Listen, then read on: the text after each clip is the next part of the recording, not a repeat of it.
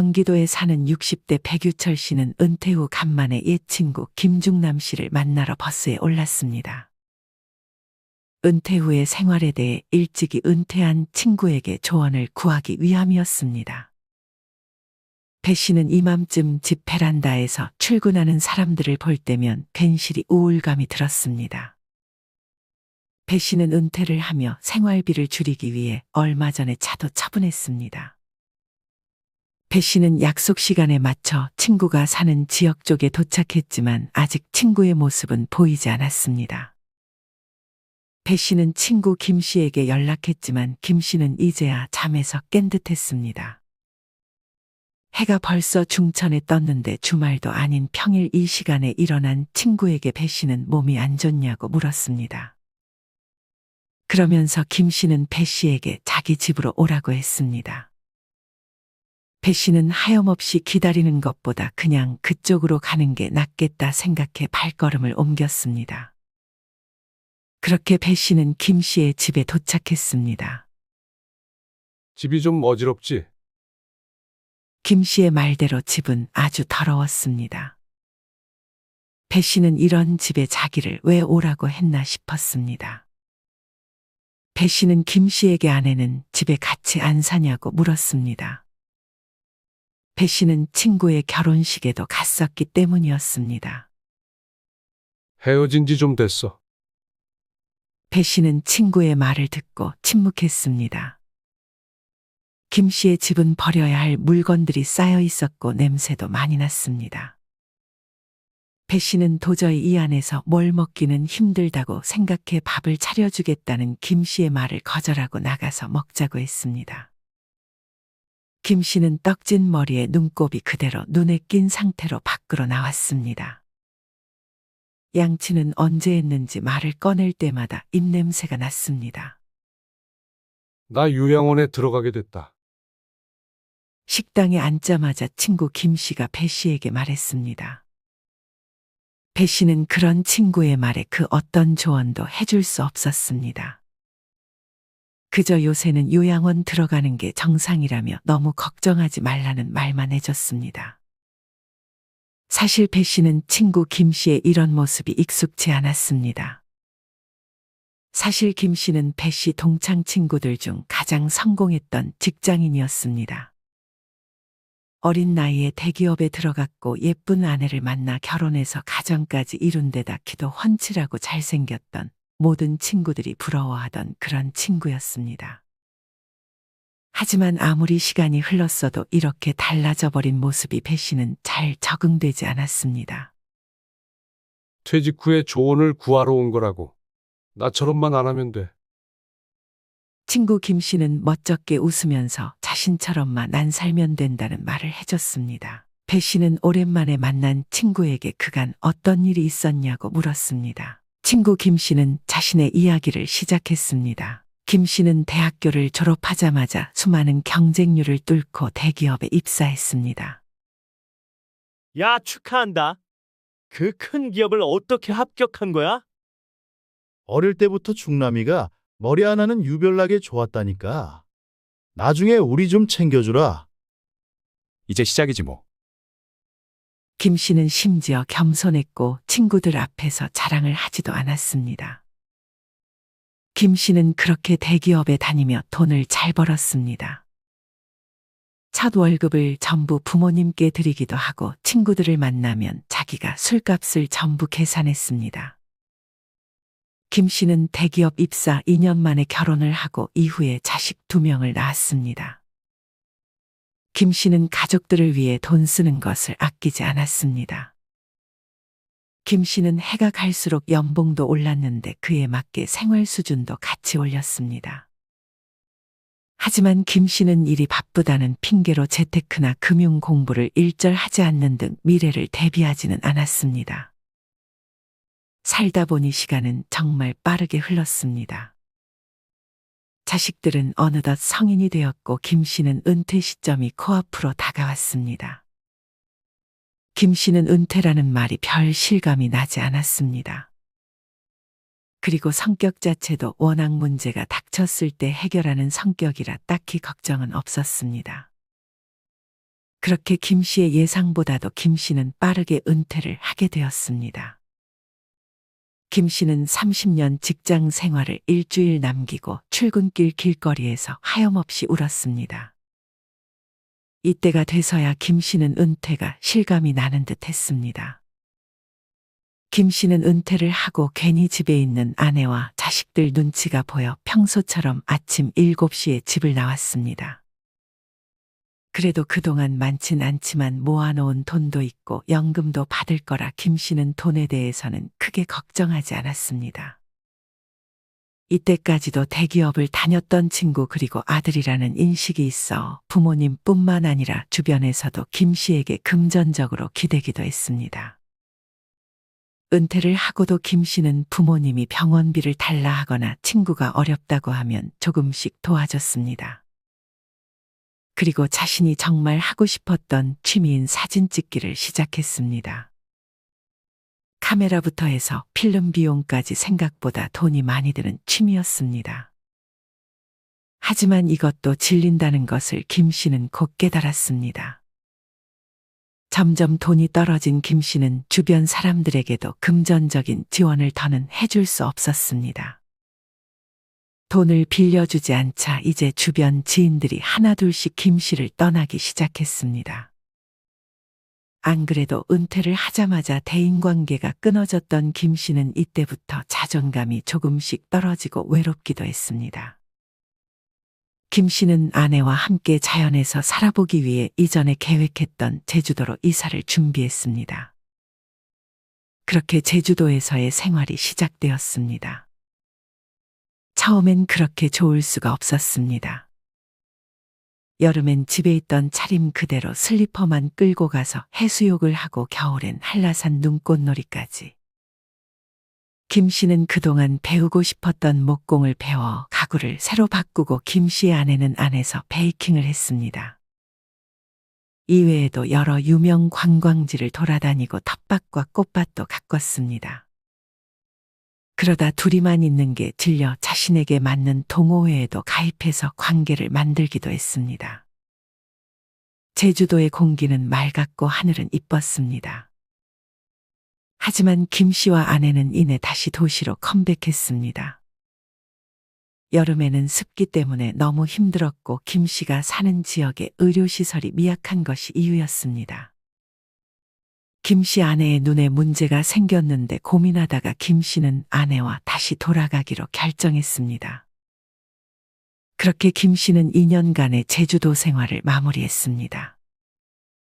가끔 제주도에서 밭일을 도우며 돈을 소소하게 벌기는 했지만 김 씨의 예상보다도 빠르게 돈은 줄어들고 있었습니다. 하지만 이때도 김 씨는 일자리는 언제든 구할 수 있다는 자신감이 있어 별다른 계획을 세우지 않았습니다. 은퇴 이후에는 몸이 안 아파야 살아. 몸 아프면 다 필요 없어. 김 씨는 은퇴한 사촌형을 만나 얘기를 나눴습니다.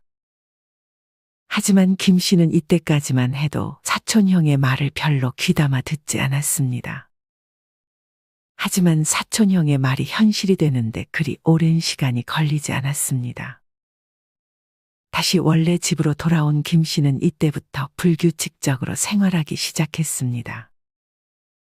은퇴를 하고 난 직후에는 출근을 안 해도 아침 7시에 일어났는데 예전에는 어떻게 그렇게 했나 싶을 정도로 아침에 몸이 움직여지지 않았습니다. 무엇보다 규칙적인 생활을 하지 못하고 몸이 많이 늘어졌습니다.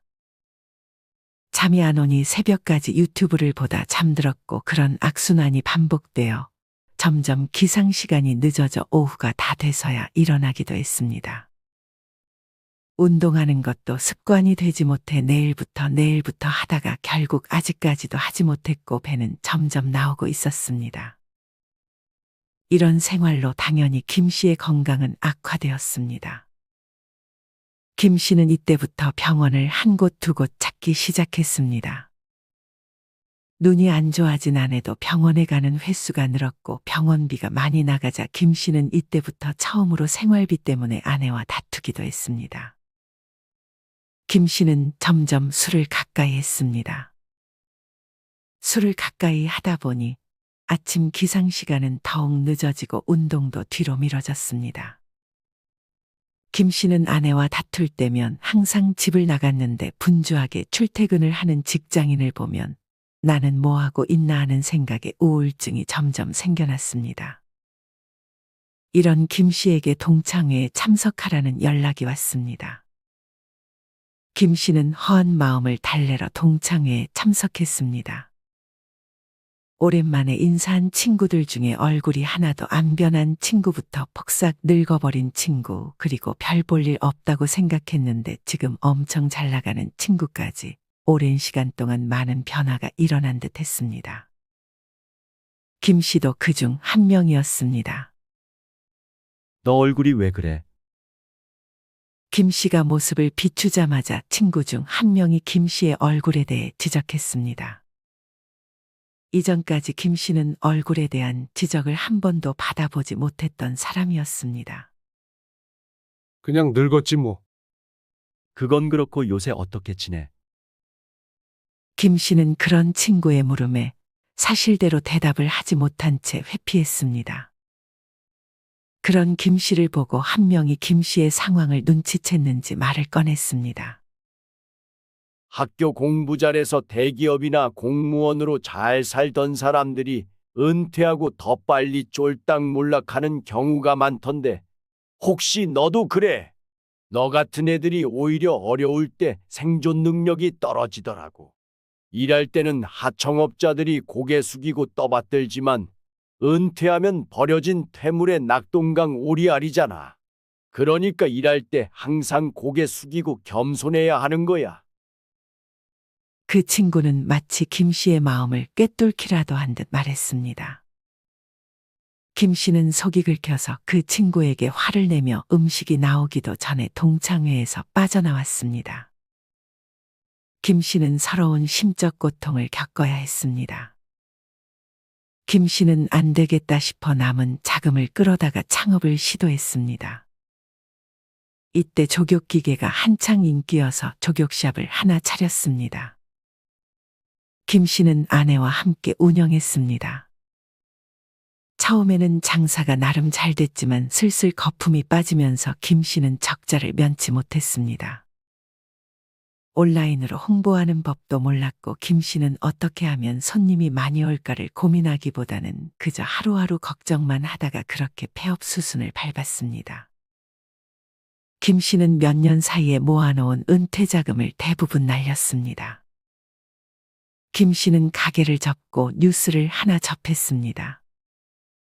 은퇴 후 창업한 사람들 중 평균 9,600만 원을 날린다는 통계였는데 그 금액이 딱 김 씨가 날린 돈의 금액과 비슷했습니다. 김 씨는 이제 일을 하지 않을 수 없게 됐습니다. 김 씨는 그렇게 처음에는 야간 주차 요원을 시작했습니다.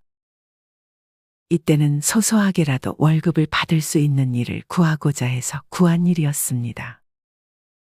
이것도 경쟁률이 아주 치열해서 몇 번이고 떨어진 후에 얻은 귀한 직업이었습니다. 하지만 나이가 많다고 해서 사람들과의 마찰이 없어지는 것은 아니었습니다. 김 씨의 또래처럼 보이는 사람은 항상 김 씨에게 일을 제대로 하라고 핀잔을 줬고 하는 일이 없는 것 같다는 말을 매일같이 했습니다. 그리고 밤에 일하는 것이 영 김 씨는 힘들었습니다. 김 씨는 아내에게 일을 못하겠다고 선언했습니다. 아내는 그런 김 씨를 당연히 곱게 보지 않았습니다. 불행히도 이맘때쯤 김 씨의 부모님이 아프기 시작했습니다. 병원비가 많이 나가자 김 씨는 지금 사는 집을 담보로 대출이라도 받아야 될 형편이었습니다. 설상가상으로 자식들은 하나둘 사업을 해보겠다, 결혼을 할 거다라는 소식을 김 씨에게 전했습니다. 김 씨는 당장 수입이 연금밖에 없어 고민했습니다. 그리고 아내와의 상의 끝에 집을 팔기로 결정했습니다. 그때는 부동산 시장이 별로 좋지는 못했어서 집을 싼 값에 내놔 조금 손해를 봤습니다. 김 씨와 아내는 작은 집에 월세로 들어갔습니다. 하지만 김 씨의 연금만으로 생활비를 충당하기는 빠듯했습니다. 김 씨는 다시 한번 일자리를 찾았습니다. 3개월간 일자리를 찾은 끝에 김 씨는 경비 일을 하게 됐습니다. 하지만 이곳에서도 김 씨의 자리를 탐내는 사람이 있었고, 이 사람은 위에 관리자에게 아량을 떨어 김 씨를 다른 곳으로 보내고 김 씨가 하는 일을 가로채려 했습니다. 결국 김 씨는 관리자에 의해 지금 하던 편한 일을 뺏기고 약간은 고된 일을 하는 곳으로 지정을 받아 일을 했습니다. 세상에는 인간 이하의 인간 같지도 않은 존재들이 많다는 것을 김 씨는 은퇴 후 일을 하면서 깨달았습니다. 하지만 김 씨는 이제 사람이 마음에 안 든다고, 일이 힘들다고 일을 그만둘 수 있는 처지가 아니었습니다. 김 씨는 그럴 때마다 화려했던 과거를 회상했습니다. 하지만 관리자의 폭언을 듣고 있을 때면 그런 과거 회상에서 빠져나올 수밖에 없었습니다. 김 씨는 그렇게 아내를 위해 일을 했지만 아내는 어느 날 김 씨에게 이혼을 통보했습니다. 아주 오랜 시간을 생각했던 것인지 김 씨가 마음을 돌려보려 해도 아내의 마음은 돌려지지 않았습니다. 그리고 얼마 안 있다가 김 씨의 아내는 곧바로 재혼을 한 듯 싶었습니다. 소식을 들어보니 아주 돈을 잘 벌고 여유 있게 사는 김 씨와 또래로 보이는 사람과 재혼을 한 듯 싶었습니다. 자식들은 그런 부모님에게는 별 관심이 없었고 자기 생활하기에 바빴습니다. 그렇게 김 씨는 혼자가 됐습니다. 다행히 일을 다니고는 있었지만 점점 폐인이 되어가고 있었습니다. 퇴근을 하면 김 씨는 매일같이 술을 마셨습니다. 그리고 치우는 것도 귀찮아하며 미루니 집은 점점 냄새가 나기 시작했습니다. 김 씨는 허리와 무릎이 점점 안 좋아지고 있었습니다. 일을 언제까지 다닐 수 있을지도 확신할 수 없었지만 무엇보다 김 씨는 지금 상황을 개선하고자 하는 의지력을 완전히 상실했습니다. 김 씨는 그렇게 건강을 잃고 다시 한번 일자리를 잃었습니다. 김 씨는 안 좋은 생각을 여러 번 하기도 했습니다. 이런 상황에 배 씨가 김 씨를 찾아온 것이었습니다. 배 씨는 그런 김 씨의 이야기를 듣고 아무 말도 할 수 없었습니다. 배 씨는 김 씨보다는 정년퇴직을 늦게 했는데 앞으로 김 씨의 과정을 자기도 겪을 수 있다고 생각하니 두려움이 앞섰습니다. 그렇게 배 씨는 김 씨에게 그 어떤 위로도 전하지 못했습니다. 김 씨는 그저 배 씨에게 모든 것이 욕심이고 비교는 의미 없으니 배 씨에게 건강 잘 챙기고 모아놓은 돈 잘 지키면서 여유되면 쉬면서 여행도 다니고 맛난 것도 많이 먹으라고 조언해줬습니다. 자기가 다시 전으로 돌아가면 그렇게 할 것이라며 말이죠. 그렇게 배 씨는 김 씨와 헤어지고 마음이 조금 더 복잡해졌습니다. 배 씨는 이후 규칙적인 삶을 살 수 있도록 노력했고 무엇보다 건강을 열심히 챙겼습니다. 그리고 욕심 부리지 않고 소일거리만 하고 나머지는 그동안 하고 싶었던 것들을 즐기고자 노력했습니다. 이후 배 씨에게 김 씨의 부고 문자가 날아왔습니다. 김 씨는 배 씨를 만난 지 1년도 안 돼 세상을 떠났습니다. 배 씨는 장례식에 참석해 유족들을 위로했습니다. 그리고 배 씨는 항상 김 씨가 해줬던 말들을 반면교사 삼아 배 씨 덕에 은퇴 후 삶은 나름 평온하게 잘 보내고 있습니다. 여러분은 이런 김 씨의 이야기를 어떻게 들으셨나요? 아무리 젊어서 잘 나갔어도 준비 없이 은퇴를 하는 순간 말년이 한순간에 꼬여버릴 수 있습니다. 이런 것을 보면 미리 준비하고 계획하는 것이 뻔한 말이지만 정말 중요한 것 같습니다. 물론 자기 뜻대로 흘러가지는 않는 게 인생이지만 이것을 준비하고 안 하고의 차이는 매우 큽니다. 요새는 60대를 할머니, 할아버지라고 부르면 많은 분들이 욕을 합니다. 아직 너무도 젊다며 말이죠. 여러분은 지금 한창인 60대의 인생 후반기를 잘 준비하고 계신가요? 물론 이보다 더 일찍 준비하면 더욱 좋고 60대가 지나버려도 아직 늦지 않았습니다. 지금부터는 이와 관련하여 인생 후반기의 수많은 사건들을 현명하게 헤쳐나가기 위해 알아야 할 4가지와 후회 없는 노년의 삶을 맞이하기 위한 지혜 3가지에 대해 알려드리려 합니다. 영상 끝까지 시청하셔서 인생에 도움되는 지혜들 모두 얻어가셨으면 좋겠습니다. 그럼 다시 이어가겠습니다. 인생 후반기를 현명하게 헤쳐나가기 위해 알아야 할 첫 번째, 황혼이혼에 대비하라. 부부 3쌍 중 한 쌍이 이혼을 한다는 이야기가 종종 들리는데 이는 어디까지나 형식상의 이혼이다. 따로 별거를 하지 않아도 두 사람의 마음이 갈라지면 이미 이혼한 상태라고 할 수 있다. 한 기관의 조사에 따르면 30대 기혼 여성의 70%는 남편에게 불만이 있고 그 불만을 가진 채 노후를 맞이한다. 실제로 50대 기혼 여성을 대상으로 조사해봐도 동일하게 약 70%가 여전히 남편에게 불만이 많다고 답했다. 이렇게 놓고 보면 마음의 이혼은 3쌍 중 2쌍이란 수치가 되지 않을까 싶다. 인생의 황혼기에 접어들면 갑자기 아내가 이혼을 선언할 가능성이 있다. 그리고 유감스럽게도 남편은 아내의 이혼 선언을 거의 뒤집을 수 없다. 1960년대 전반기의 이혼 건수는 연간 약 7만 쌍이었던 것이 해마다 상승해 2002년에 약 29만 쌍이라는 최고점을 찍은 뒤 서서히 감소해 지금에 이르고 있다.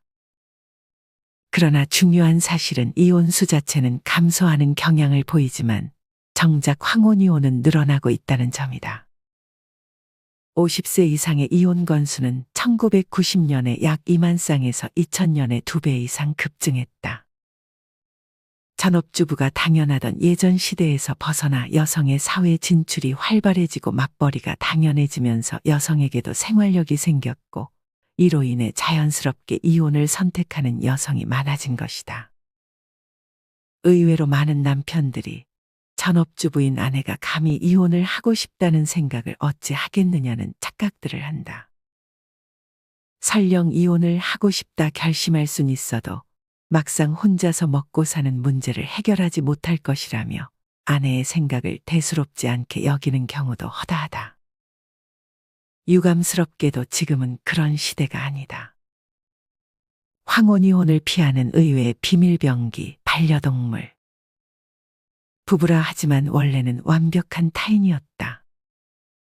오래도록 함께 살려면 서로를 이해하는 등 부부관계를 원만히 만들어가려는 노력이 필요하다. 이때 노력은 결혼 기념일에만 달랑 고급 레스토랑에 가는 것을 의미하는 게 아니다. 서로에 대한 배려를 매일같이 쌓아가야 한다. 그렇다고 해서 50에서 60대가 된 마당에 자신의 성격과 생활 습관을 하루아침에 바꿀 수는 없다. 마찬가지로 상대방에게 바꿀 것을 요구하는 것도 무리가 아닐까 싶다. 아이가 성장에 독립하면 대개는 빈집이라고 여겨질 만큼 대화 없는 조용한 집이 된다. 달리 말하면 아이를 키운다는 것은 어떤 의미에서는 부부간 소통의 계기였는지도 모른다. 이러한 맥락에서 따지면 반려동물을 키우는 일이 황혼기 부부가 원만하게 지낼 수 있는 비결이 될 수 있다.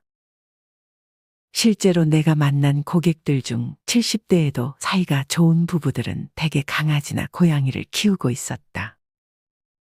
반려동물이 공통의 화제거리나 관심사가 되기 때문이다. 반려동물이 주는 긍정적인 효과는 이뿐만이 아니다. 나 역시 시바견을 키우고 있는데 매일 아침 함께 산책하다 보니 자연스럽게 운동을 하게 되고 건강도 좋아졌다. 또 독립한 자녀가 반려동물이 보고 싶어 전보다 자주 본가에 찾아오기도 한다. 이처럼 반려동물은 의외로 노후를 환하게 밝혀주는 에너지가 되어줄 수 있다. 인생 후반기를 현명하게 헤쳐나가기 위해 알아야 할 2번째, 실직, 이혼 등으로 다시 돌아온 자녀들에 대비하라. 버블 붕괴 이후 30년, 세상은 상상 이상의 많은 경제적 변화가 일어났고 이에 따라 기업 간의 경쟁도 더욱 극심해졌다. 오늘날은 회사 재건책의 수단으로 인력 구조 조정이 흔하게 이용돼서 40대에 한창 일할 나이 정사원이라도 구조 조정에 직면하는 경우가 드물지 않게 되었다. 중년이 된 지 얼마 안 됐는데 갑자기 전직하라고 내몰리는 것이다. 게다가 특별한 능력이나 경력이 없으면 재취업도 어려운 연령이다. 비정규직이나 아르바이트라면 일자리가 있겠지만 새파랗게 어린 사람의 지시를 받거나 때로는 성질을 받아내면서 일하는 건 정신적인 고통이 따른다. 그러다 보면 일할 의욕이 떨어지고 그 상태 그대로 은둔형 외톨이로 전락되고 만다. 자식이 40이 넘는 중년이 되어 본가로 다시 들어올 걸 상상했을 부모가 과연 몇이나 될까? 하지만 오늘날 바뀐 사회 환경을 감안한다면 충분히 일어날 수 있는 일이다. 나이든 자녀가 아무 문제 없이 회사를 잘 다니고 있는 것처럼 보이겠지만 실상은 하루하루 스트레스와 싸우면서 일을 하고 있는 것이다. 설령 구조 조정까지는 가지 않더라도 소위 출세 코스에서 벗어나고 말았다는 스트레스 때문에 알코올 의존이나 출근 거부를 하는 경우도 있다. 과한 스트레스는 간혹 아내와 자녀를 향한 폭력으로 발전하기도 해서 부부간의 갈등이 커지고 이로 인해 이혼하게 되는 경우도 허다하다. 대개 아내는 아이를 데리고 친정으로 가버리는데 아내의 부모 입장에서는 딸과 손주의 생활비까지 부담해야 하니 뜻하지 않게 노후 자금에 큰 타격을 입게 된다. 그러니 이에 대해 미리 대비가 필요하다. 인생 후반기를 현명하게 헤쳐나가기 위해 알아야 할 세 번째, 퇴직금의 사용 목적을 은행에 물어서는 안 된다. 노후를 위해 얼마를 저축해야 하나요? 만일 중학생이 사회 과목 수업 중에 이렇게 질문했다면 장래를 생각하는 주제로서 좋은 질문이다. 하지만 정년퇴직 전후인 사람이 던진 질문이라면 그 사람은 냉혹한 노후 생활을 각오해야 할 것이다. 저축이 얼마 있어야 생활 수준을 떨어뜨리지 않고 노후를 보낼 수 있는가에 대한 대답은 오로지 자기 자신이 갖고 있어야 하기 때문이다. 그렇지 않으면 금융기관에 좋은 일만 해주는 꼴이 되고 만다. 내가 담당하게 됐던 고객 중에 정말 안타까운 일을 겪은 분이 있었다. 힘들게 번 퇴직금이 몇 년 만에 반토막이 난 것이다.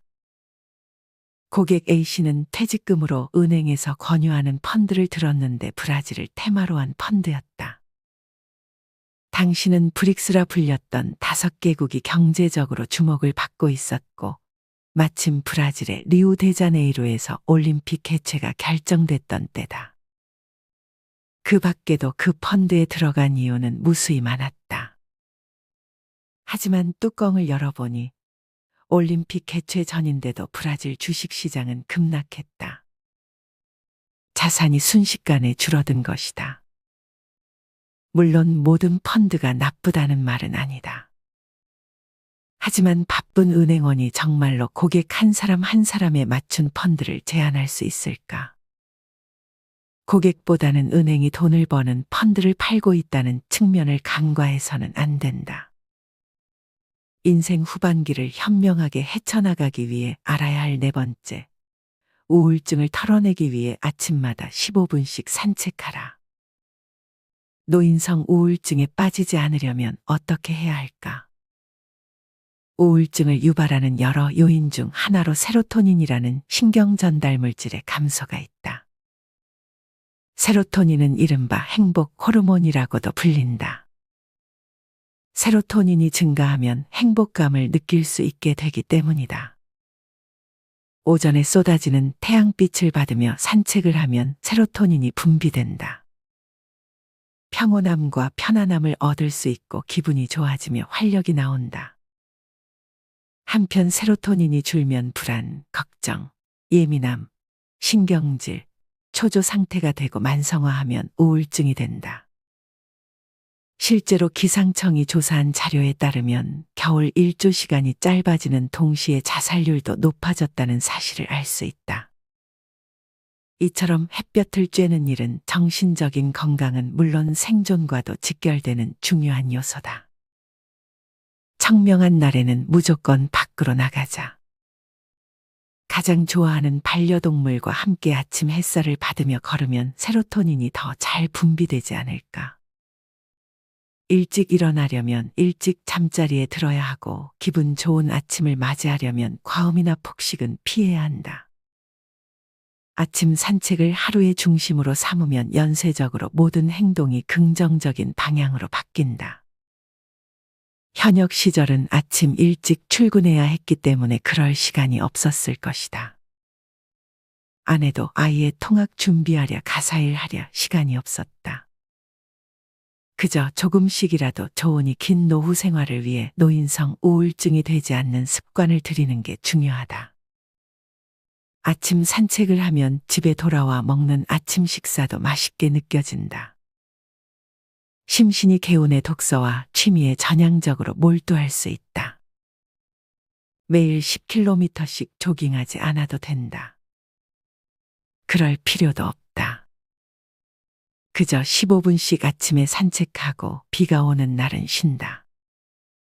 무리하지 않는 선에서 오래도록 꾸준히 하는 것이 비결이다. 또한 물건을 사러 나가는 횟수를 늘리고 일주일에 3에서 4회쯤은 바깥 용무를 일부러라도 만들어 외출의 기회를 점점 늘려나가자. 아파트에 산다면 가능한 한 계단으로 다녀서 다리의 근력을 키우는 것도 좋은 방법이다. 단 무엇이든 지나친 것은 금물이다. 무리해서 부상이라도 당하면 물거품이 되지 않겠는가. 75세 이상이 다치거나 골절로 입원까지 한다면 장기간 입원 생활로 이어질 가능성이 높다. 또래보다 체력이 좋은 편이라면 비교적 낮은 뒷산에 오르거나 풀장 안에서 가볍게 걷는 활동을 권한다. 특히 등산을 하면 정상까지 올랐다는 것에서 오는 성취감, 근력 상승, 자연에 둘러싸여 느껴지는 힐링, 세로토닌 분비 등 장점이 가득하다. 다만 산에서 내려올 때는 체중의 약 4에서 7배 부하가 무릎에 걸리기 때문에 발과 허리를 다칠 위험이 있다. 그러니 반드시 보호대를 착용하고 하산할 때는 특히 조심해야 한다. 풀장에서 걷는 연습은 다리에 무리가 가지 않는 전신운동인 만큼 노후 정년기라면 꼭 추천한다. 이어서 후회 없는 노년의 삶을 맞이하기 위해 알아야 할 3가지를 알려드리겠습니다. 첫 번째, 부모를 돌봄 시설로 모신다고 해서 죄책감을 느낄 필요는 없다. 잠시 고령자의 자녀 입장에서 살펴보겠다. 직장 생활도 하고 어린아이들을 키우면서 돌봄 활동까지 한다면 정말 큰일이 아닐 수 없다. 아마도 금세 신경쇠약에 걸릴 만큼 정신적으로도 피폐해질 것이다. 그렇다고 돌봄 시설에 모시자니 또 그것대로 죄송한 기분이 들고 꼭 불효를 저지르는 것만 같다. 돌봄 시설에 모시는 것은 결코 나쁜 일이 아니다. 돌봄 활동은 장기화될 가능성이 높기에 지금 힘들고 괴로운 순간만 이겨내면 곧 괜찮아지겠지라는 막연한 희망을 품는 것은 위험하다. 그러니 차라리 일찌감치 돌봄 시설에 모시는 편이 부모나 자식 서로에게 행복할 수 있다. 돌봄 시설에는 고령자를 대하는 방법부터가 남다른 전문가가 많지 않겠는가. 특히 배우자인 아내가 시부모의 돌봄 활동에 내몰리게 되는 경우가 많다. 아내는 남편에게도 시부모에게도 힘들다는 내색을 하기가 어렵지 않은가. 이때 남편은 아내가 표현하는 아주 작은 사인이라도 놓치지 말아야 한다. 그 사인을 재빨리 알아채고 대화를 나누며 다독여주는 것이 장기적으로 가족 모두가 행복해진다는 사실을 기억하자. 두 번째, 잠은 오래 자는 것보다 잘 자는 게 중요하다. 잠은 단순히 오랜 시간 자기만 하면 좋은 게 아니다. 흔히 수면이라 하면 시간을 말하곤 하는데 그에 못지않게 얼마나 잘 자는지도 중요하다. 실제로 수면의 질이 나쁘면 질병에 걸리기 쉬워진다는 사실이 과학적으로 입증된 바 있다. 의학계 보고에 따르면 암은 1.6배, 고혈압은 2배, 당뇨병은 2배, 감기는 4.2배나 늘어난다. 치매 역시 수면의 질 저하로 발병률이 높아진다. 치매는 고령이 된 후에 행동만으로 발병하는 게 아니다. 수십 년 동안 나쁜 수면 습관에 의해 뇌에 노폐물이 쌓여 치매가 일어난다. 질 좋은 수면은 잠잘 때만이 아니라 낮 동안 활동하는 데도 큰 영향을 끼친다. 햇빛을 받고 적당한 운동을 하면 우리의 몸에서는 세로토닌이라는 호르몬이 분비된다. 행복 호르몬이라고도 불리는 세로토닌은 심신을 안정시키는 역할을 하므로 세로토닌이 분비되면 당연히 수면의 질도 좋아진다.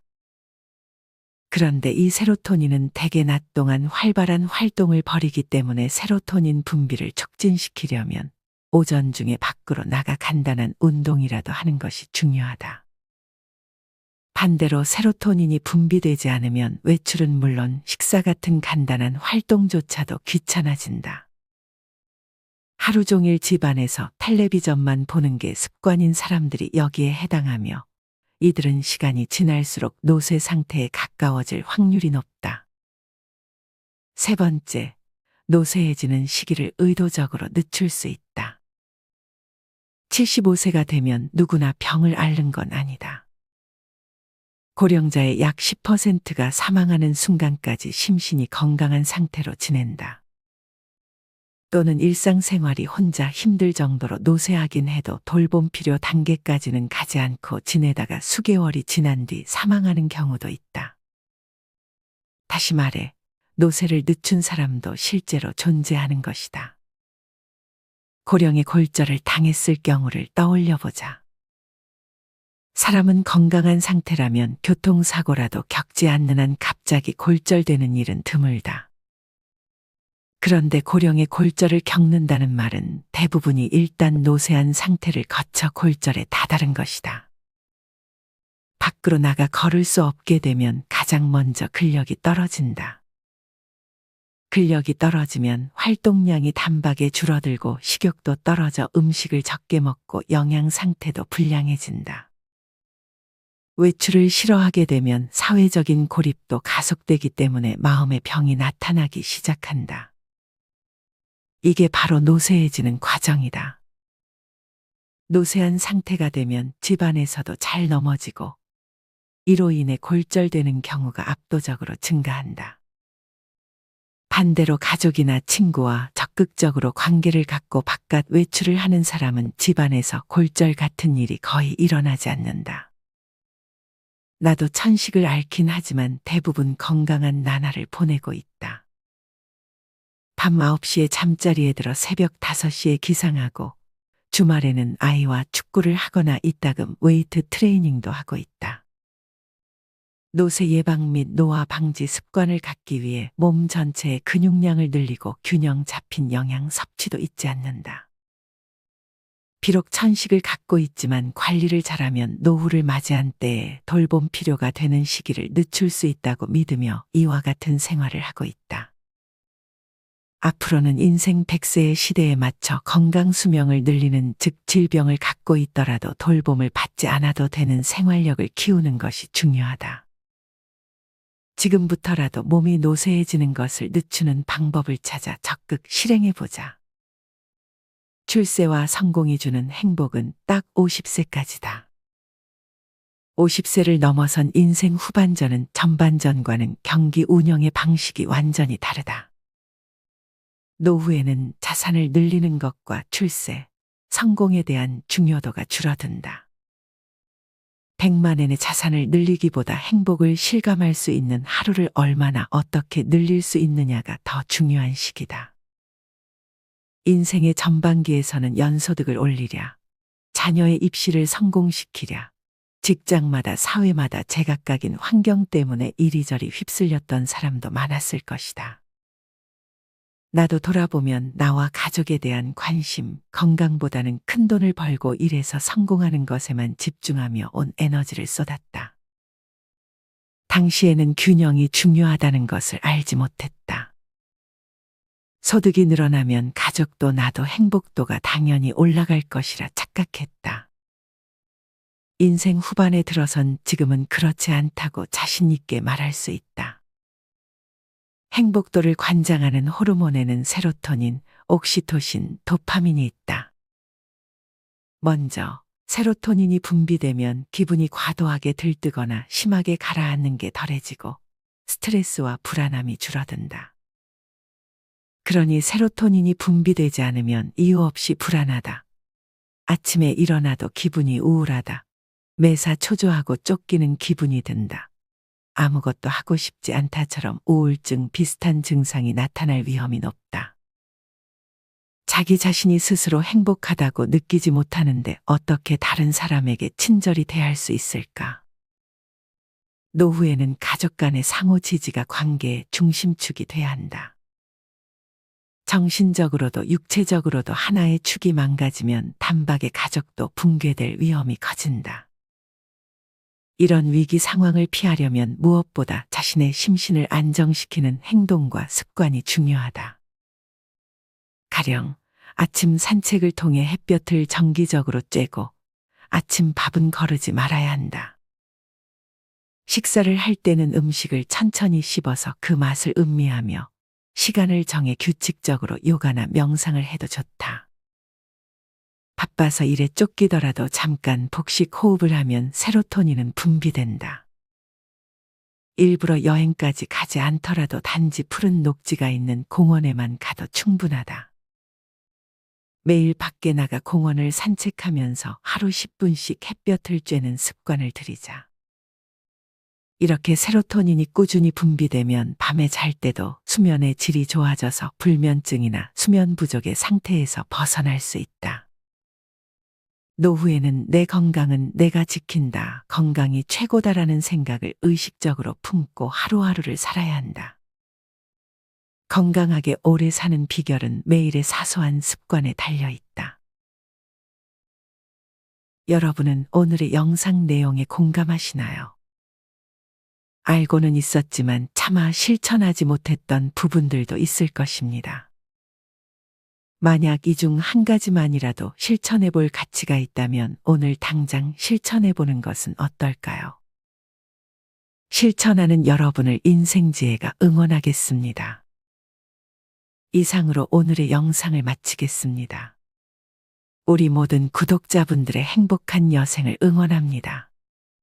다음에 더 좋은 내용으로 찾아뵙겠습니다. 감사합니다.